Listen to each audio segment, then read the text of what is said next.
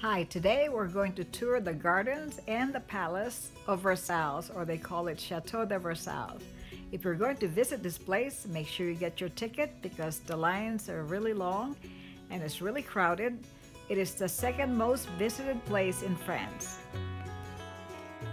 In this video, I'm going to give you a little bit of history of the gardens and the palace and how it got started.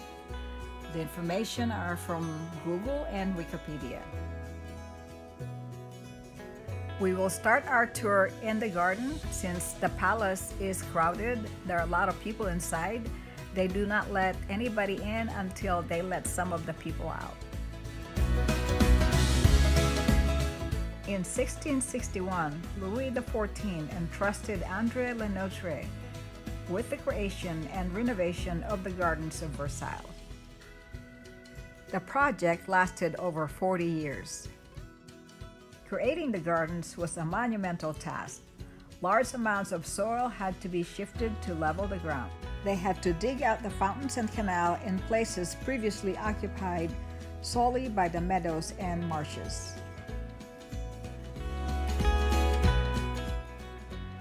The Neptune fountain was made between 1679 and 1682, and its construction was overseen by Le Nôtre. At the time, it was called the Lake Below the Dragon Fountain, or Lake of the Pines.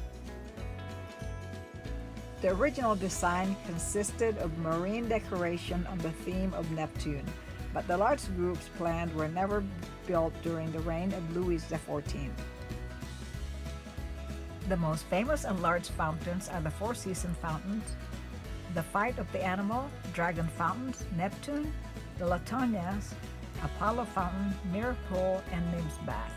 There are a total of 50 fountains in the garden.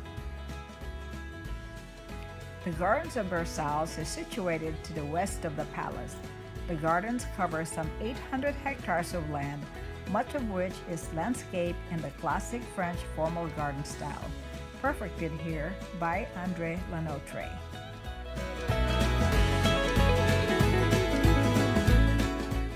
Some of the plants and trees are brought in from different regions of France.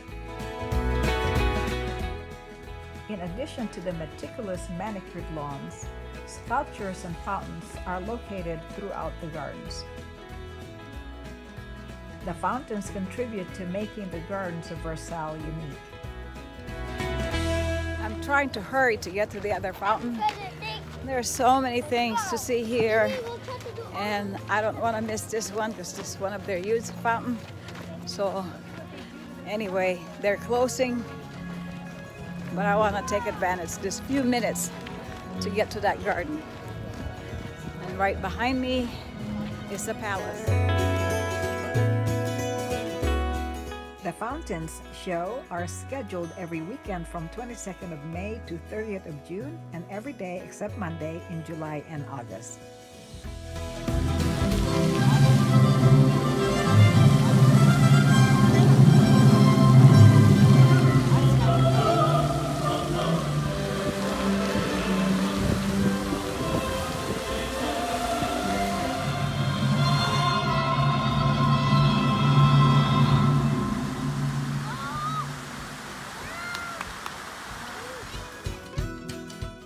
This area is the Colonnade Grove, but originally Le Nôtre had designed a grove here which went under the name of Springs Grove, but it was replaced in 1685, just 6 years after Le Nôtre had finished his work.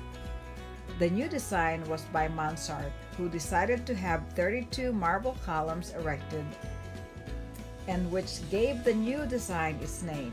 The colonnade is shaped as an ellipse, and each arch is complete with a nymph's head on top. Louis XIV used the colonnade for outdoor concerts. Occasionally, they use it for a small supper parties.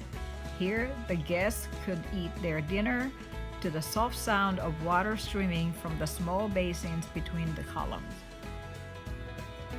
The garden have a very long path, measures 335 meters long by 40 meters wide. It was laid out under Louis XIII, but Le Notre had it broadened and added 12 statues and 12 vases placed in symmetrical pairs. The Gardens of Versailles constitute a work of art in their own rights, but one that is constantly evolving. The sculptures along the walks are made of marbles, while those in the fountains they decorate are often of gilded lead or metals. The Gardens of Versailles contain no less than 400 statues, making them the largest open-air sculpture museum in the world. I cannot pronounce the name of this restaurant, but we sure had a good lunch there.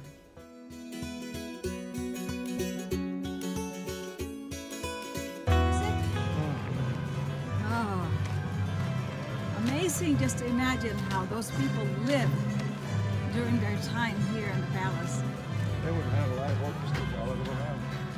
Yes. There are a lot to see. Having fun? I am. You are? Sculptures everywhere, fountains everywhere. Got Yes. some grass and some hedges and all these little combs. Amazing place here at So- Chateau De Versailles. It's so green and fresh. Yes. In 1979, the gardens along with the chateau were inscribed on the UNESCO World Heritage List, one of the 31 such designations in France. We just finished touring the Gardens of Versailles. Now we're going inside to tour the palace. Originally, this was just a simple hunting lodge and later a small chateau with a moat occupied the site until 1661, when the first work expanding the chateau into a palace was carried out for Louis XIV. The Palace of Versailles, which the French people call Chateau de Versailles, was the principal royal residence of France from 1682 under Louis XIV until the start of the French Revolution in 1789 under Louis XVI. The palace is approximately 20 kilometers or 12 miles southwest of the center of Paris. Louis XIV expanded the chateau into a palace, and when the palace had become large enough, the king moved the entire royal court and the French government to Versailles. Some of the palace furniture at this time was constructed of solid silver, but in 1689, much of it was melted down to pay for the cost of the war. This room is called the Gallery of Great Battles. It is the largest room in the palace, 120 meters long and 13 meters wide. It covers almost the entire first floor of the south wing. It was designed in 1833 and the construction started the same year.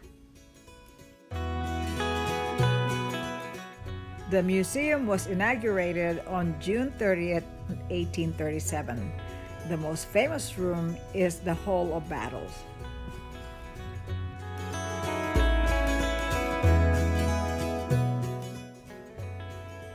They displayed 33 paintings here depicting the greatest battles that had influenced the history of France, from the victory in Tolbiac by Clovis to the victory in Wagram by Napoleon in 1809. All the dynasties from the history of France are evoked. Louis Philippe skillfully incorporated depiction of the victories by the Revolution and the Empire. His message was simple. France had built itself over the course of battles against enemies from both abroad and within. The country is therefore glorious at peace and ready to enter the new era built on peace and prosperity. Since its opening, the gallery has remained intact and untouched, with all the works commissioned by the citizens and kings. Today, it is still one of the most impressive examples of Louis Philippe's project for Versailles and one of the finest examples of major museum project of the 19th century. A large framed picture of Napoleon Bonaparte is prominently displayed in the palace. He was a French military and political leader who rose to prominence during French Revolution and led several successful campaigns during the Revolutionary Wars. He was also the Emperor of French from 1804 until 1814 and again in 1815. Napoleon dominated European and global affairs for more than a decade, while leading France against a series of coalitions in the Napoleonic Wars. Napoleon Bonaparte is one of the greatest commanders in history. His wars and campaigns are studied at military schools worldwide. He remains one of the most celebrated and controversial political figures in human history. Madame de Maintenon was first known as Madame Scarron, was a French noblewoman who secretly married King Louis XIV. Although she was never considered Queen of France, she was one of the king's closest advisors and the royal children's governess. In 1684, she founded the Maison Royale de Saint Louis, a school for girls from poor noble families.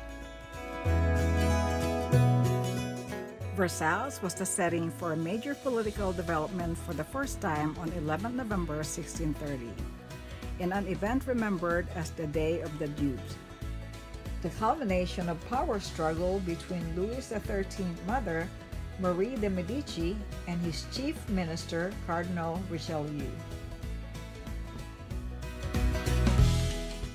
Louis XIII died in 1643, which left Anne as regent for her 4-year-old son, Louis XIV.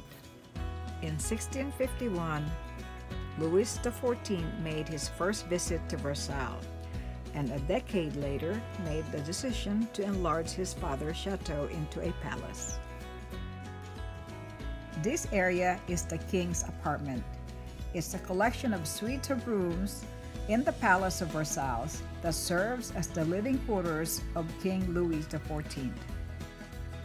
Overlooking the marble court, these rooms are situated in the oldest part of the chateau, in rooms originally designated for the use by the Queen in Louis XIII's chateau. The apartment evolved to becoming the everyday working quarters for Louis XV and Louis XVI. King's apartment was a prestigious series of 7 rooms for parade apartment, used for hosting sovereign's official act. For this reason, it was decorated with lavish Italian-style decorations, much admired by the king at the time, composed of marble, paneling, and painted ceilings. During the day, the state apartment was open to all who wished to see the king and the royal family passing through on their way to the chapel. During the reign of Louis XIV, evening gatherings were held here several times a week. The Hercules Room was the last room to be built by Louis XIV at the end of his reign. From 1682, the space had been occupied by the Palace Chapel, which covered 2 floors and served until 1710. This area is the present chapel of the Palace of Versailles. It is the 5th in the history of the palace. The ceiling of the nave represents God the Father in His glory, bringing to the world the promise of redemption. The organ of the 5th chapel of Versailles was built by Robert Clicquot and Julien Tribault in 1709 and 1710. The marriage of Marie Antoinette with the future Louis XVI was celebrated in the Royal Chapel at Versailles on the 16th of May, 1770.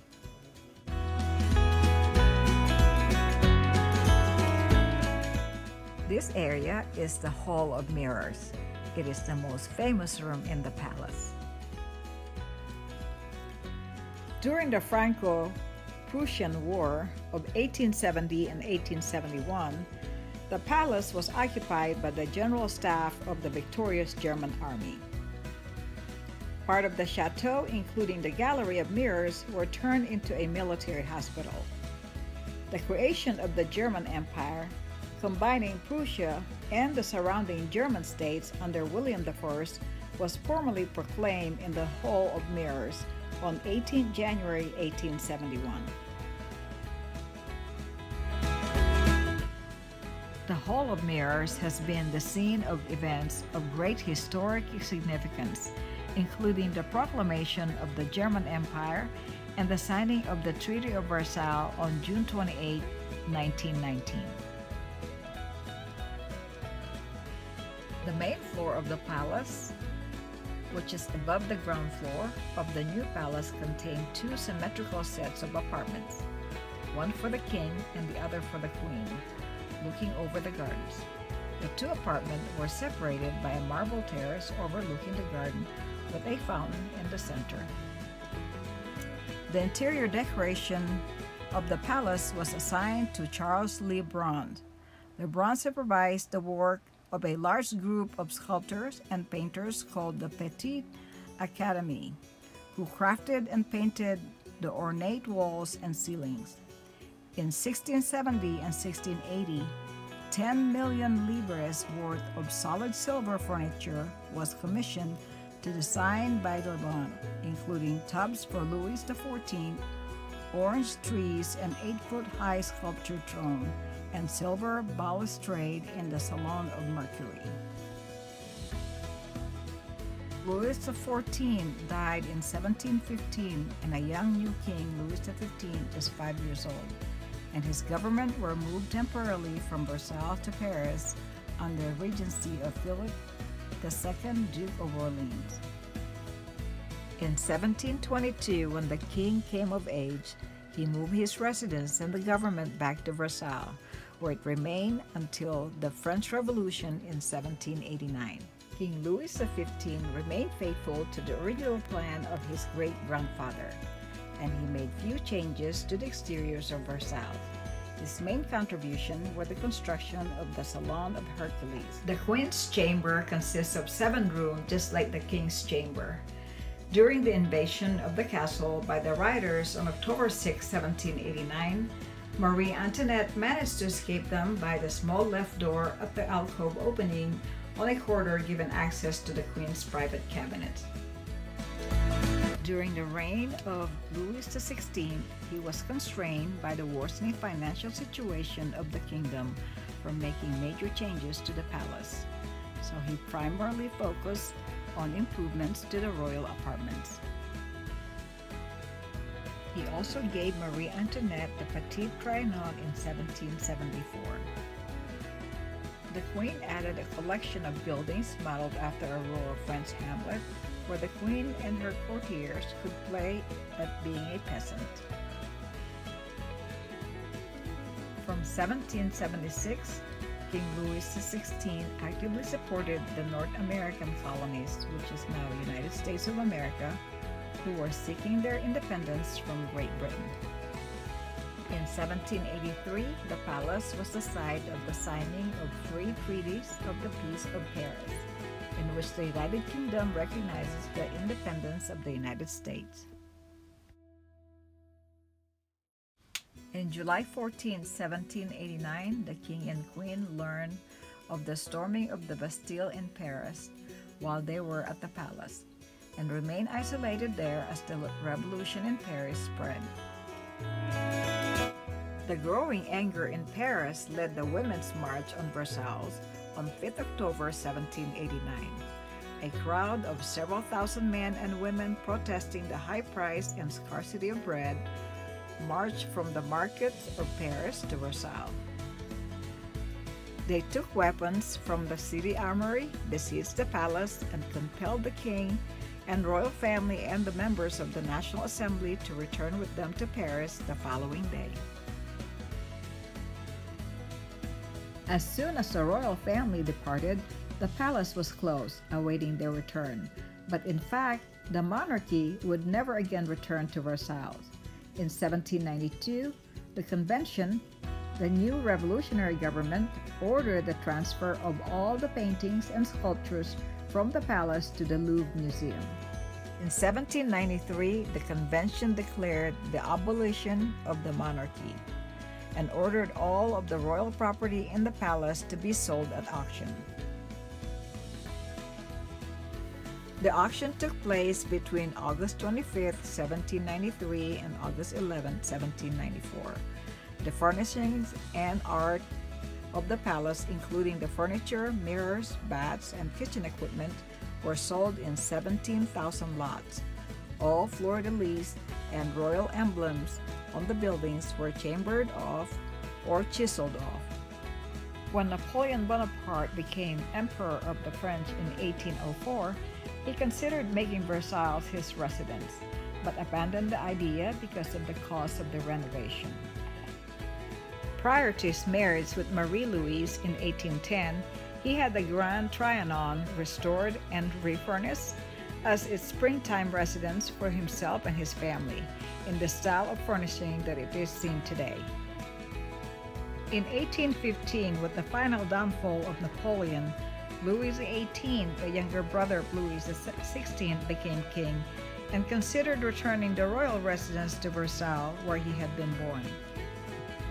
He ordered the restoration of the royal apartments, but the task and cost was too great. Neither he nor his successor Charles X lived at Versailles. The French Revolution of 1830 brought a new monarch, Louis Philippe, to power, and a new ambition for Versailles. He did not reside at Versailles, but began the creation of the Museum of History of France, dedicated to all the glories of France, which had been used to house some members of the royal family.